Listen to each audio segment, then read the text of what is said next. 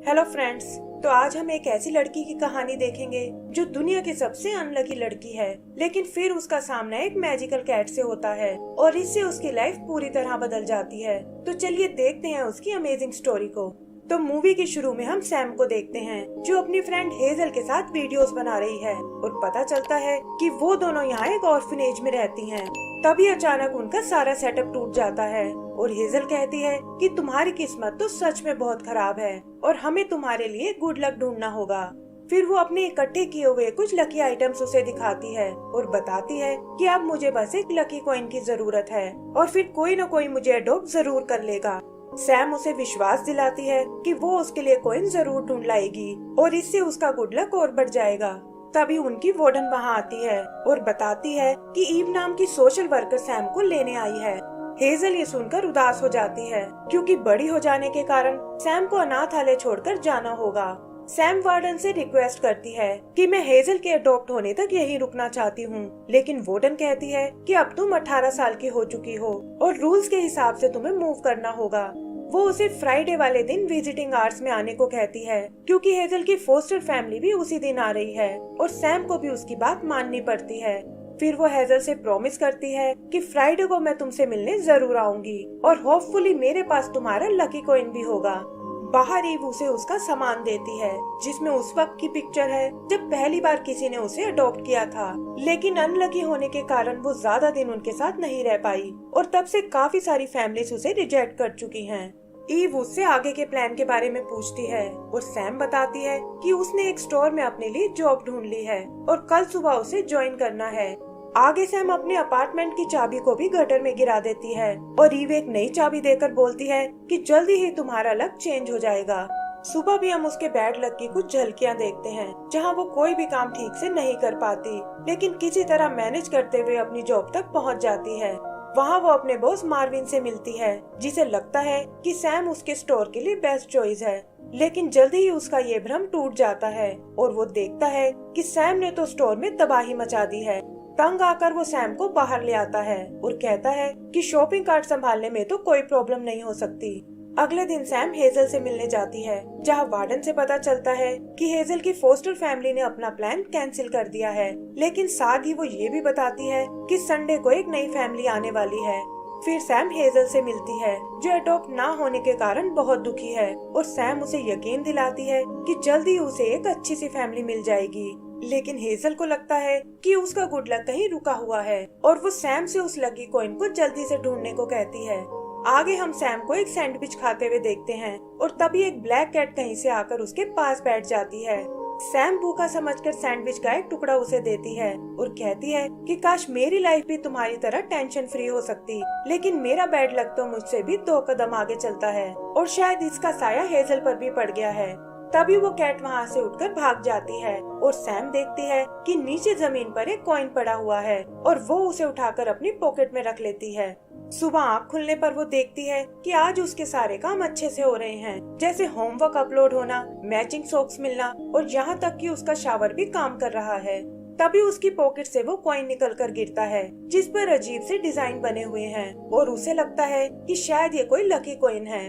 वो उस कॉइन को टेस्ट करके देखती है और उसे कंफर्म हो जाता है कि ये सच में एक लकी कॉइन है।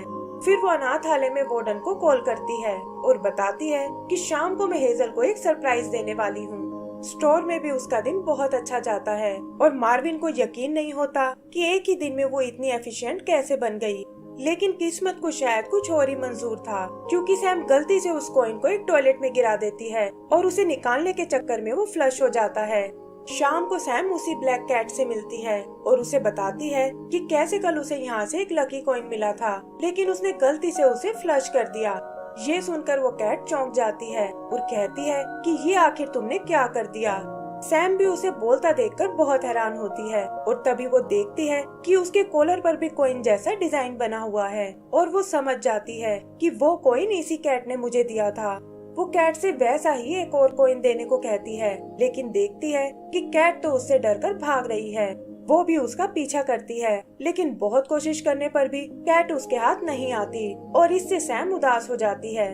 तभी उसे कुछ आवाज सुनाई देती है और वो देखती है कि पीछे गली में वो कैट बैठी हुई है जो एक पोर्टल खोलकर उसमें कूद जाती है। सैम को ये सब थोड़ा अजीब लगता है, लेकिन कॉइन लेने के चक्कर में वो भी उसके पीछे उस पोर्टल में चली जाती है और वो उसे एक दूसरी दुनिया में ले आता है। कैट उसे वहाँ देखकर डर जाती है और कहती है कि एक इंसान को यहाँ नहीं आना चाहिए था। सैम कहती है कि अगर ऐसा है तो मैं यहाँ से चली जाऊंगी, लेकिन उसके बदले मुझे एक लकी कॉइन चाहिए। तब कैट उसे बताती है कि तुम इस वक्त गुड लक सिटी में हो और अगर किसी ने तुम्हें देख लिया तो मेरे लिए प्रॉब्लम खड़ी हो जाएगी। तभी कुछ आवाज सुनकर वो सैम को छुपने को कहता है और वो देखती है कि दो लेप्रिकॉन्स वहाँ उससे मिलने आए हैं। पता चलता है कि इस कैट का नाम बॉब है और जो कॉइन सैम ने घुमाया था वो ये कैट्स अपने ट्रैवल के लिए यूज करती हैं और बिना इसके बॉब सिटी के अंदर नहीं जा सकता।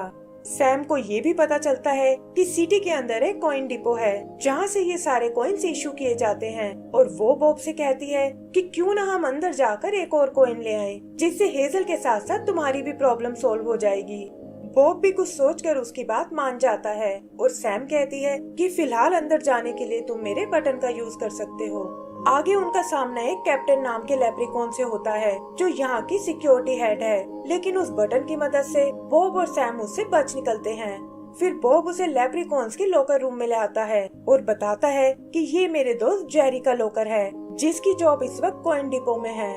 सैम वो कपड़े पहनकर एक लेप्रिकॉन बन जाती है और बॉब सबको बताता है कि ये लैटविया नाम के एक मैजिकल कंट्री से आई है जहाँ के लेप्रिकॉन्स बहुत बड़े होते हैं।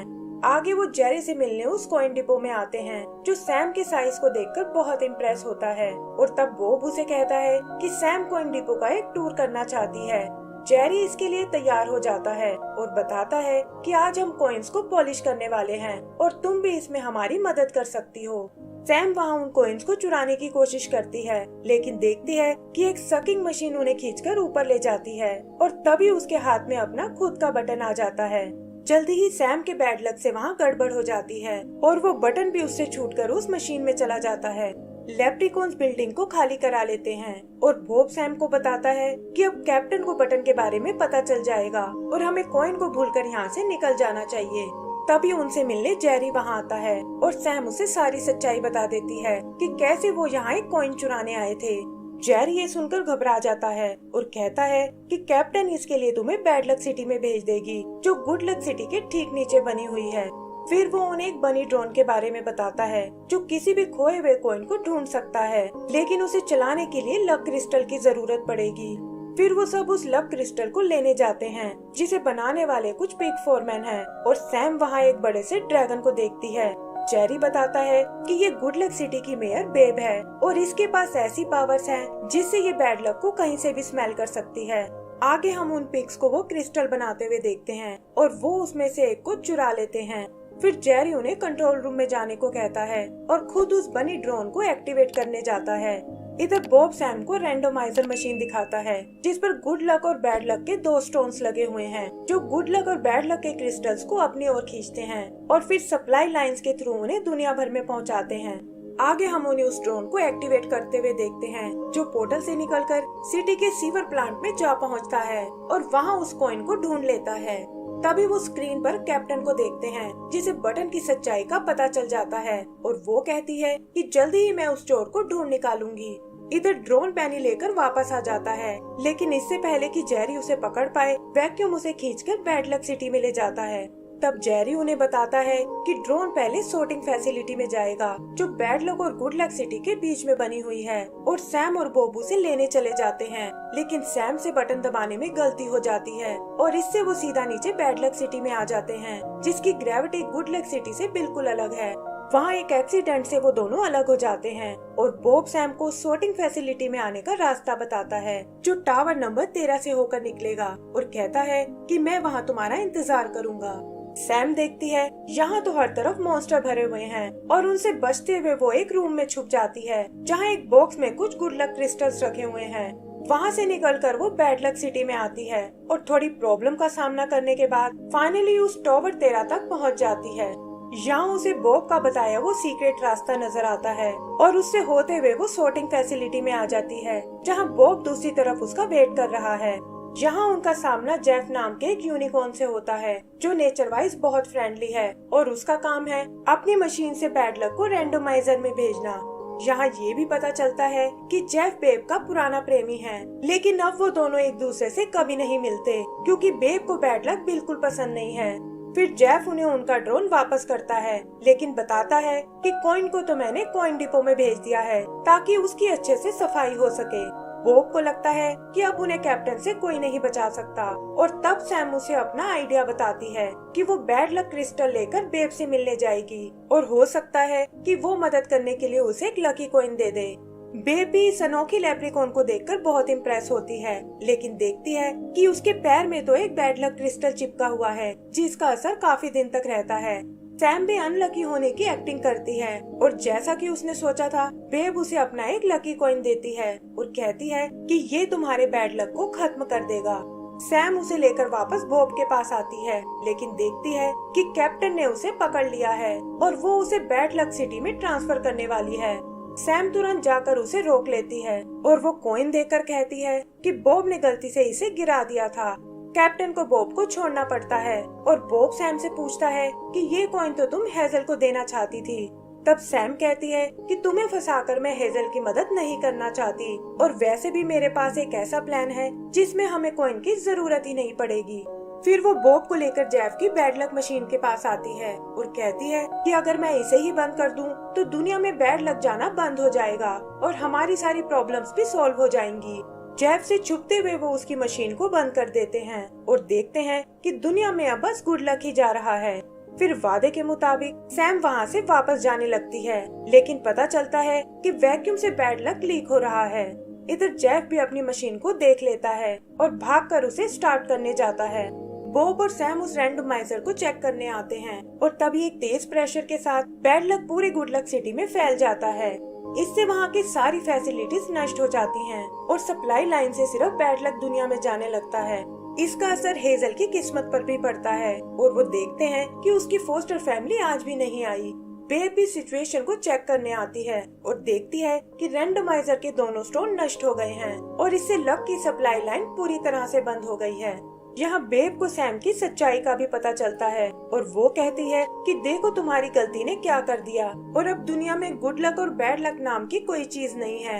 कैप्टन और जेरी भी बॉब से बहुत डिसअपॉइंट होते हैं और वो सैम से कहता है कि ये सब मेरी ही गलती है और मुझे तुम्हें पहले ही वापस भेज देना चाहिए था। सैम इसे ठीक करने का तरीका पूछती है, लेकिन बॉब कहता है कि बिना स्टोन के रैंडमाइजर चालू नहीं हो सकता और स्टोन्स बनाने के लिए हमें क्रिस्टल की जरूरत पड़ेगी। ये सुनकर सैम को कुछ याद आता है और वो बताती है कि उसने बैड लक सिटी में कुछ गुड लक क्रिस्टल देखे थे और वो उसे लेने वापस नीचे जाते हैं। सैम उन्हें उस रूम तक लेकर आती है और पता चलता है कि ये तो एक मॉन्स्टर बार है जिसका मालिक रूटी नाम की एक जाइंट रूट है और वो और बॉब एक दूसरे को पहले से जानते हैं। सैम रूटी को ऊपर हुई प्रॉब्लम के बारे में बताती है और कहती है कि हम यहाँ कुछ गुड लक क्रिस्टल्स लेने आए हैं। तब रूटी उन्हें एक जार दिखाता है जिसे गुड लक के लिए उसने अपने गेम मशीन में लगाया हुआ था और कहता है कि इसे तुम अपने साथ ले जा सकते हो और जैसे ही रैंडमाइजर ठीक हो जाएगा मैं इन्हें फिर से इकट्ठा कर लूंगा। सैम उससे कुछ बैड लक क्रिस्टल भी मांगती है और उन्हें लेकर वो बेब के पास आ जाते हैं और हम देखते हैं कि जेफ भी उनके साथ आया है। बेब जेफ को दोबारा देखकर बहुत खुश होती है और तब वो उसे वो जार दिखाते हैं। जेफ बेब से कहता है कि तुम्हारी आगे इन क्रिस्टल्स को स्टोन में बदल सकती है और बेब भी ऐसा करने में बिल्कुल देर नहीं करती। जल्द ही वो क्रिस्टल्स स्टोन में बदल जाते हैं, लेकिन पता चलता है कि बेब ने गुड लक के 2 क्रिस्टल्स बनाए हैं। सैम उससे इसका कारण पूछती है और बेब बताती है कि अब मशीन में बस गुड लक स्टोन्स ही लगेंगे क्योंकि वो दुनिया से बैड लक को हमेशा के लिए मिटाना चाहती है। फिर वो स्टोन्स को उस मशीन पर लगाने लगती है, लेकिन सैम कहती है कि मैं उसे ऐसा नहीं करने दूंगी। वो बैड लक सिटी की उल्टी ग्रेविटी का फायदा उठाती है और बेब से पहले मशीन के दूसरे होल तक पहुंच जाती है। वो कहती है कि दुनिया को गुड लक के साथ साथ बैड लक की भी जरूरत है और ये दोनों मिलकर ही इस बैलेंस को बना सकते हैं। लेकिन बेब का मानना है कि बैड लक हमेशा चीजों को बिगाड़ने का काम करता है और गुड लक सिटी का ये हाल भी उसी की वजह से हुआ है। तब सैम उसे बताती है कि यहाँ जो कुछ हुआ वो सब मेरी गलती है और बैड लक मॉन्स्टर्स तो असल में तुम्हारी मदद करने आए हैं। फिर वो बेब को जेफ की याद दिलाती है कि कैसे वो हमेशा से उसे बहुत प्यार करता है और बेब भी उसकी बात समझ जाती है। आगे वो बैड लक स्टोन को उसकी जगह पर लगाते हैं और इससे रैंडमाइजर फिर से एक्टिवेट हो जाता है। उसकी पावर जल्दी ही लक के बैलेंस को रिस्टोर कर देती है और वहाँ सब कुछ पहले जैसा हो जाता है। सप्लाई लाइंस भी फिर से शुरू हो जाती हैं और सैम देखती है कि हेजल को भी फाइनली एक फैमिली ने अडॉप्ट कर लिया है। आगे वो सब बेब के साथ उस मॉन्स्टर बार में आते हैं और रूटी को वो गुड लक स्टोन गिफ्ट करते हैं। बेब भी उनसे अपनी सारी दुश्मनी भुला देती है और हम लोग मिलकर उन्हें पार्टी करते हुए देखते हैं। कैप्टन बॉब से वापस जॉब पर आने को कहती है, लेकिन उसने तो कुछ और ही सोच रखा था और वो कहता है कि अब से मैं सैम की फैमिली बनकर रहना चाहता हूँ और सैम ये सुनकर उसे गले से लगा लेती है। आगे का सीन 1 साल बाद का है, जहाँ सैम ने अपने बैड लक को एक्सेप्ट कर लिया है और फिर वो बॉब को लेकर हेजल से मिलने जाती है। एंड सीन में हम उन तीनों को मस्ती करते हुए देखते हैं और इसी के साथ हमारी ये मूवी खत्म हो जाती है।